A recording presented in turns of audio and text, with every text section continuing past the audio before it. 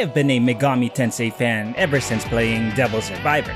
Have you seen my Devil Survivor video yet? If you haven't, go and watch it. I'll wait. Okay, you're done? Good. I wanted more SMT but had no way to access any mainline titles, so I played Persona 3 Portable, which recently got a remake and I made a video about it too. Have you seen that one? If you haven't, go on. I'll wait. Welcome back! Persona 3 was cool and all, but I was actually waiting for another game to come out. The sequel to Devil Survivor, aptly named Devil Survivor 2. I remember not liking the sequel as much as the first game. I'm not sure why though, so I want to find out. So I played through it again, and now I'm here to tell you all about it. I'm not just playing the DS title too. I'm playing the 3DS enhanced release, Devil Survivor 2 Record Breaker. Oh, and I'm capturing the footage via Wi-Fi. It works great. I live with other people though, and interference makes my footage choppy. If you see it skip frames, you know why. Welcome everyone to Vivi's Doodle World. Let's survive for the second time through Devil Survivor 2 Record Breaker. The setting is Tokyo, Japan. We start in a classroom and we just finished a mock entrance exam for college. Our bestest buddy, Daichi Shijima, walks in and tells us of a website. It's called Nagoya, a dead-face delivery site. It allegedly shows videos of your friends dying. Sounds creepy, so we do what any teen would do. We register! And so the guide named Tico introduces us. Who beans? With that done, we set up for home, and while in the subway, we run into the beautiful Ionita, a schoolmate of ours. But as we make our introductions, we all get a message from Nagoya. They were not kidding when they said it would send videos of your friends dying. It showed us that we're about to perish in this very subway. A massive earthquake starts and derails the incoming train, and we black out just before we get crushed. So are we dead? Tico then pops up to say we're about to die, but she also asks us if we want to live. I say yes, and we return to reality. A monster with a bowl haircut catches the train. Hey, it saved us, but now it wants to kill us. And it has friends, a ghost and a familiar fairy. To survive, we kick their asses, and then they say they serve us now. It seems they are bound by a contract. But hold on, we beat this thing which lifted the train earlier. We must be pretty strong. We leave the train station and see the situation on the surface. That earthquake caused cataclysmic damage. It's insane. We check our phones and try to make calls, but the comms are out. Also, Daichi notices a strange app, the demon summoning program. How'd it get there? So many questions, like why does this blue-haired chick want our phones? We run away. We accompany Io home, and on the way we run into a group of civilians. Then a huge cone of ice cream falls from the sky. The demon app says its name is Dubei, but it doesn't seem to be a demon. It doesn't talk, it just drones an alien sound. The ice cream then inflates and suddenly explodes. Those poor civs are now ash. Uh-oh, it's trying to give us ice cream too, so we scatter. We got separated from Daichi though. Then we get an email, even though comms are down. It's from Nagoya, a death video of Daichi being frozen to death. So we rush to save him. He ends up summoning a dangerous demon. Plus that blue-haired lady shows up. Oh, actually she's there to help out. Thank goodness. Daichi is saved. The lady's name is Makoto, an agent of a top-secret government agency called JIPS. Io sprained her ankle during the fight, so Makoto takes us into their hidden facility to treat her injury. Damn, this place is super fancy. Daichi, however, discovers they're planning to imprison us for using demons. So for the third time today, we run away. We can't catch a break though. Daichi gets dragged away by some guy in a suit and hat. We rescue Daichi again. It turns out the guy, named Joe, just summoned his first demon. He doesn't want to fight it though, so he asks for our help. The kobold says it's breaking the rules. We survive and Joe joins us. Why? Well, because he has nothing better to do. Io's having a hard time with her sprained ankles, so Daichi decides to commandeer a truck. But Ice Cream Dubei lands right on top of it. Daichi peels out, leaving us behind with Dubei. We can't fight it, its armor is too strong. So we try to run away, but our escape route is suddenly blocked. Okay, what now? Dubei's charging up a really big explosion. As all hope seemed lost, Daichi drives in and ramps the truck into Dubei. It explodes prematurely, and Dubei is now just a sad ice cream cone. We go in for the kill and eliminate it. With that, day 1 of Devil Survivor 2 ends. Daichi's fine by the way, he jumped out just in time. But damn, what an intro, especially in comparison to the first game. Dubei was a legitimate boss encounter, and there were lots of surprises during the fight. Dubei is a Septentrion, a celestial being whose purpose is to destroy the world. From here on, we'll fight one each day. They are the reason we're given the demon summoning program. Conventional weapons can't do any damage to them, but demons work like a charm. We'll find out more about them later. It's the second day. Gyps properly welcomes us and lets us sleep in their facility. Everyone's phone signal is also restored, but it's only useful for contacting fellow Gyps members. At the very least, it lets us contact our friends. We're also given the option to strengthen our demons, and there are two ways. The first is the demon auction, which is literally demons selling themselves to the highest bidder. The second is, you guessed it, fusion, where we sacrifice demons to summon stronger ones. If you played the first Devil Survivor game, you know how these work, and we'll be using them often. Our enemies will only get stronger from here on as well. The head honcho of Gyps is mighty impressed with our victory over exploding ice cream. His name is Yamato Hotsui, and he gives us a mission. We're going to Osaka to check on the situation there. So we board a special train line to go there, and we're welcomed by a rough-looking Gyps agent named Keita. And by welcomed, I mean he tells us to meet him later and just leaves. Too bad for him, if he'd stayed a bit longer, he would have seen a new death video Nicaea sent us. It's of him falling down a long set of stairs. We have to find out where the video took place. It's going to take place? I'm not sure which is right. While looking around, we spot a spaced out lady in a computer terminal of sorts. She's summoning more demons, so we try to knock some sense into her. But then she's taken away by another demon afterwards. They said they still need her? Well, that's curious. Then we meet an Osaka local named Hinako. She's trying to save some civilians from demons, so we help her out.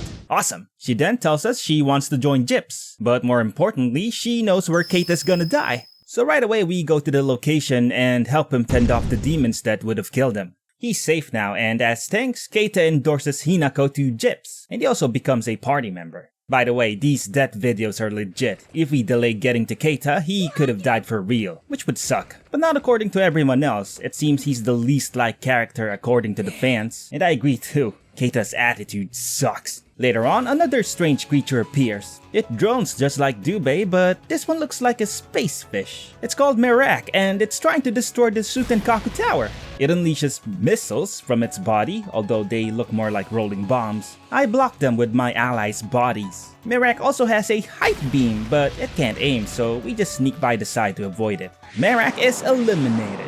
After the fight, Hinako notices the monsters' names are familiar. They're based off stars in the Big Dipper constellation. It seems we're being invaded by the galaxy itself.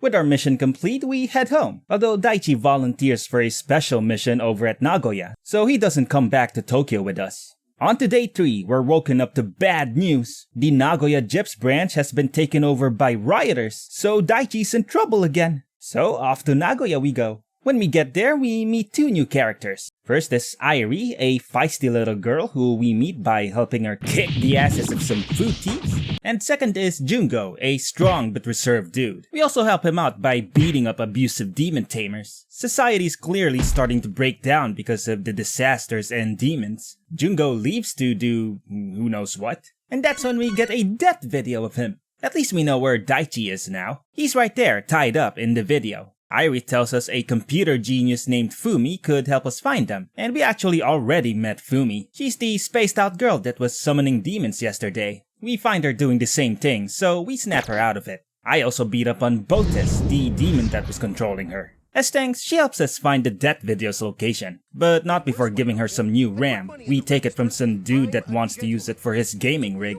Anyways, time to rescue Jungo and Daichi. Io comes up with a plan, Operation Box. While we help Jungo fight the rioters, she sneaks up from behind, Solid Snake style, although she has her own unique twist. She punches a hole through the box with her head. They get out and we quell the rioters, and Jungo and Daichi are saved. Okay, time to liberate the Nagoya Gyps branch. We face the leader of the rioters, a guy named Ronaldo. He has it out for Gyps for hoarding supplies. He's a real tough dude, so it was a difficult fight. But as we were winning, the next Septentrion burst from the ceiling. And because of plot reasons, if we don't defeat it now, Nagoya's done for. It's a surprise boss fight. The third Septentrion is Vecta, a jittering halo of colored crystals. It's only vulnerable when it's split in two, and will regenerate if we don't eat both pieces. Luckily, Ronaldo decides to help us, and so we win pretty easily.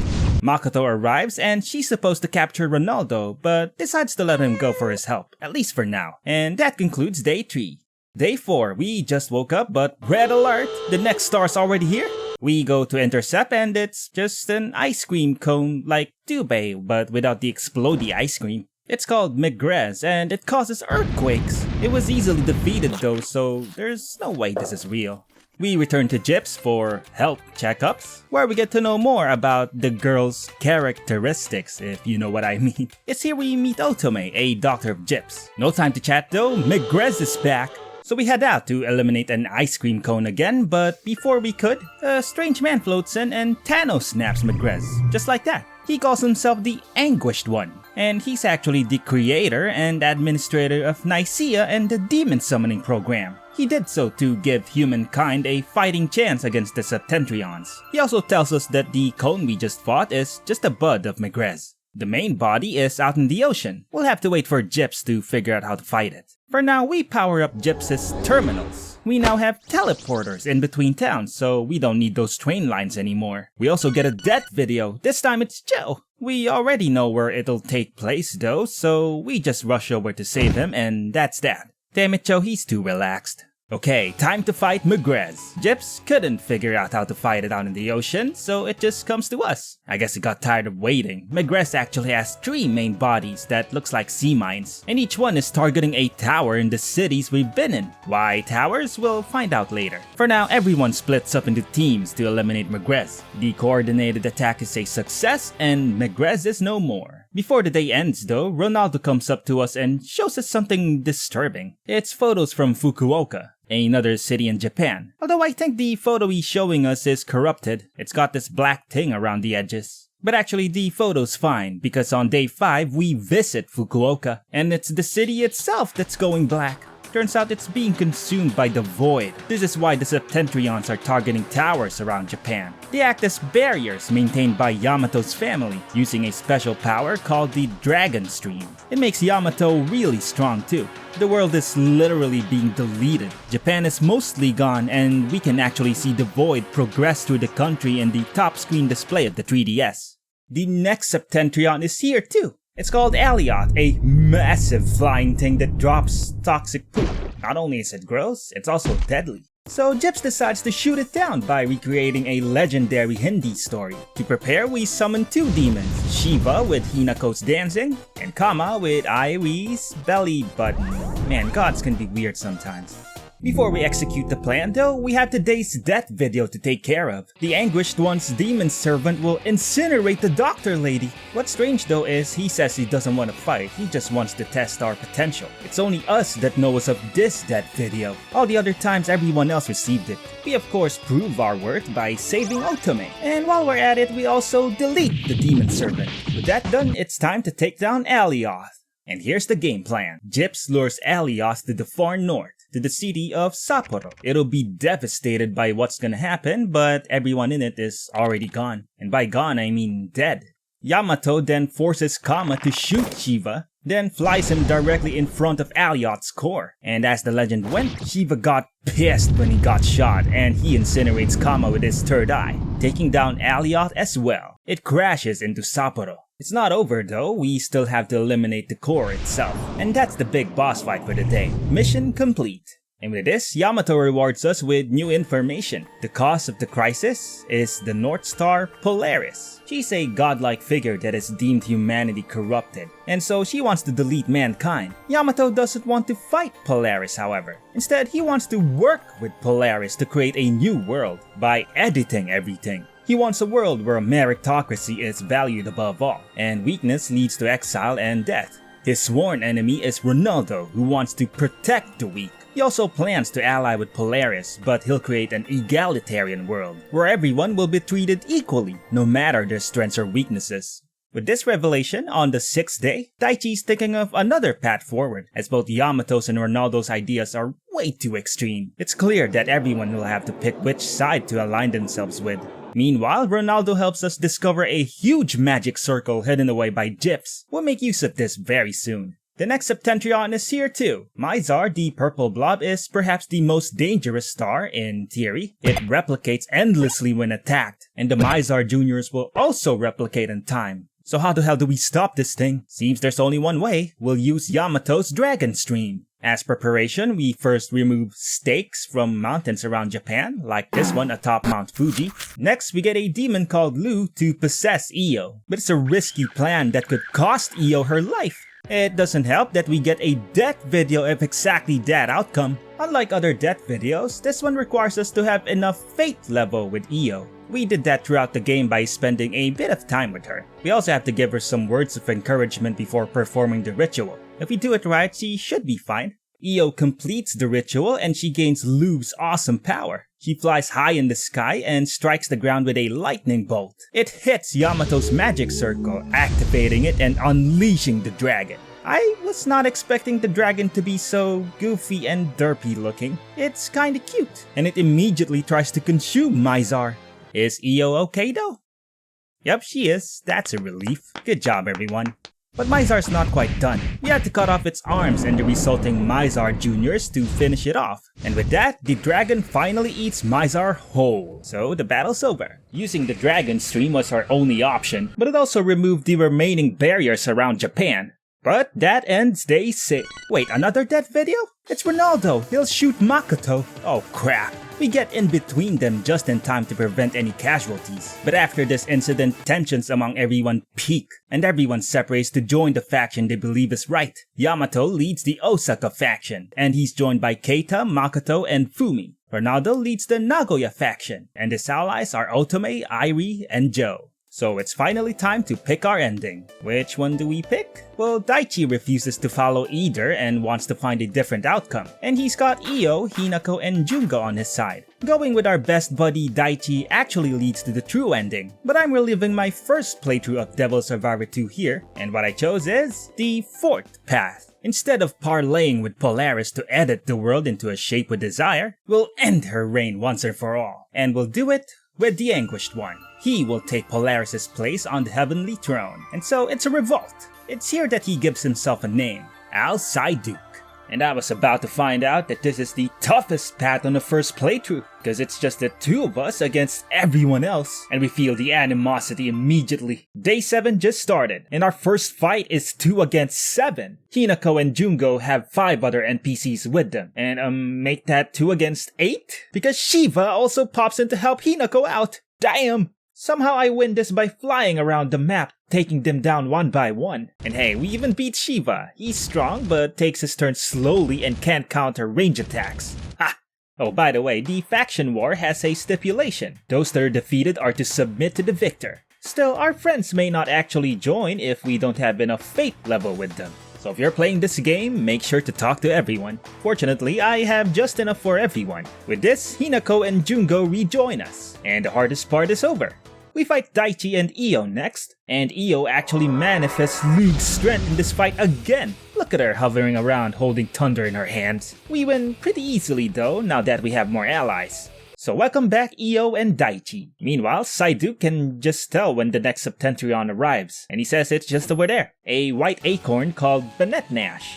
The 7th and last Septentrion. Benny here has the skill Pacify Human. It prevents him from taking any damage from humans. So I'll just approach him with my demons, but all of a sudden Benny expels every demon around, and that includes enemy demons. We can fight it, plus oh god, more ice cream cones, really? We retreat for the time being.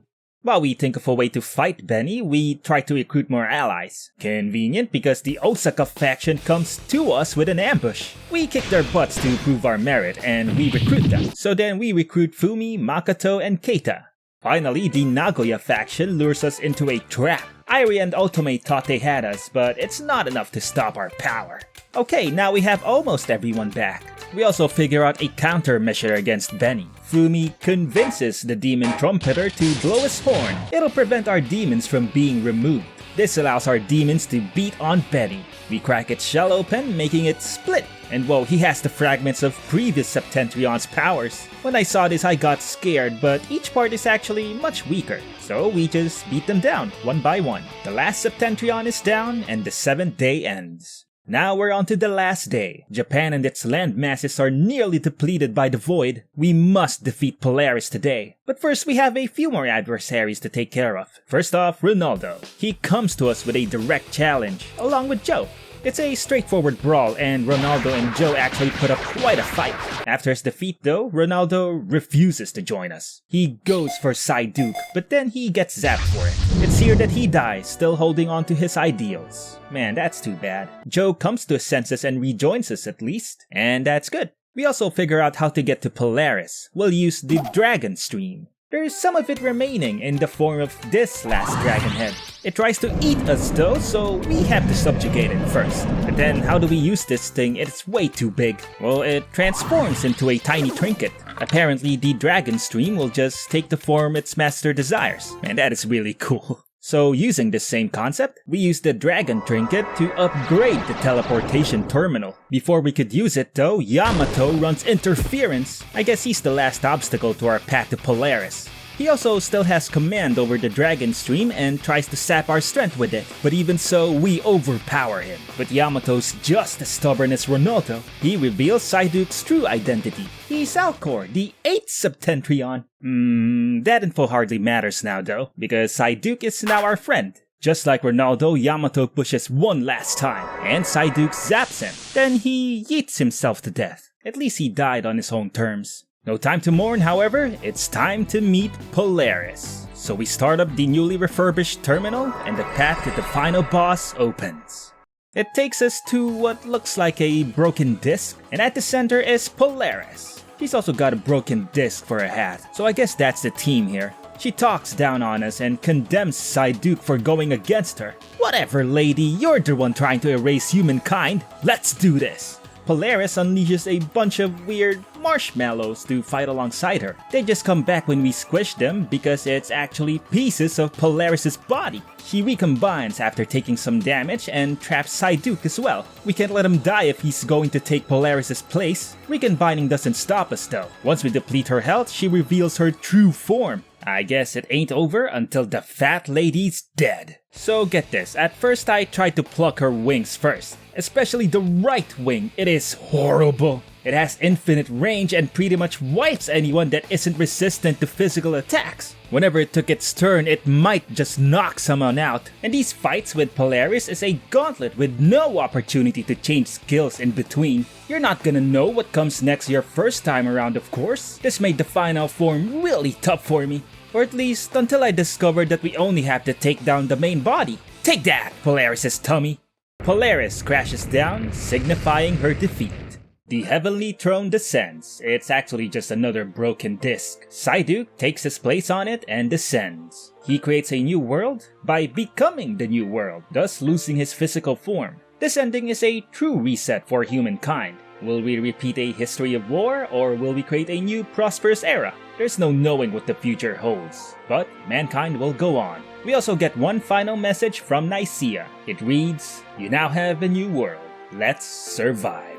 And that, ladies and gentlemen, is Devil Survivor 2. And what a thrill it was. I think the reason why I felt it was inferior to the first game was because of the pattern. We meet one new Septentrion per day, and that's predictable. So after this playthrough, I realized this game has a lot more twists that kept me on edge. Like how Dubei suddenly appeared on Daichi's truck, or Shiva trapping us on day 7. It is also much more challenging than the first game. Boss fights are complex and may have unique mechanics, so there's much more strategy involved. It doesn't top the first game in every aspect. The plot about the stars don't really fit a Megami Tensei game, but Devil Survivor 2 is still a worthy sequel. What's next though? Record Breaker also has another story, the Triangulum arc. There's also a bunch of bonus bosses that await in New Game Plus, all of which culminates in a fight against a devious little maiden that wants us to die for her. But maybe those are for another video. Congratulations on surviving until the end. And since you did, you probably liked what you watched. So why not hit the like button as well? Also subscribe, comment, anything will support me. Thank you for watching, I hope you have a lovely life. See you next video.